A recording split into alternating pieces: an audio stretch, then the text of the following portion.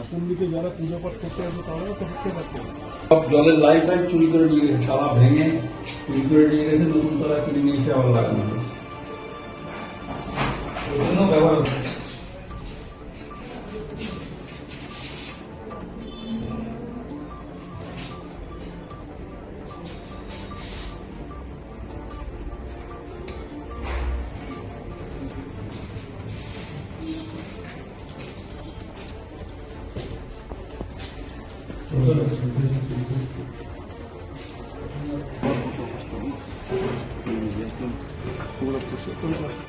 নমস্কার, শিলিগুড়ি এক্সপ্রেস আপনাদের সকলকে স্বাগত। আমি রিতু।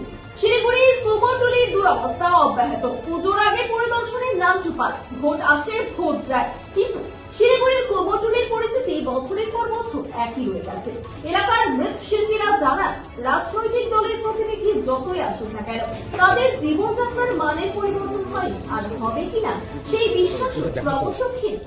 অথচ এই কুমোরটুলি থেকেই উত্তরবঙ্গের নানা প্রান্তে প্রতিমা পৌঁছে যায়। ইতিমধ্যে পূজার প্রস্তুতিতে ব্যস্ত কুমোরটুলি, কিন্তু এলাকার অবকাঠামো এখনো শোচনীয় অবস্থায়। সোমবার কুমোরটুলি এলাকা পরিদর্শনে যান বিজেপির সর্বভারতীয় চেয়ারম্যান নান্টু পাল। তিনি জানান, এলাকার সমস্যাগুলি বহুদিন ধরেই তার জানা, কিন্তু আজও সেই সমস্যাগুলি একই রকম রয়ে গেছে।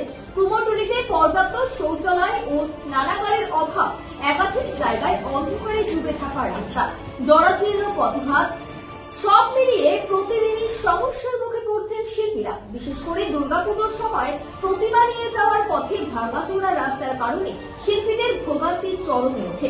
নান্টু পাল জানান, এই সমস্যাগুলোর দ্রুত সমাধান করা জরুরি এবং সেজন্য তিনি প্রয়োজনীয় পদক্ষেপ নেওয়ার আহ্বান জানাবেন। আপনার নাম আর দীপক পাল। কুমারটুলিতে ঠাকুর বানাই, এটা আমার কারখানা।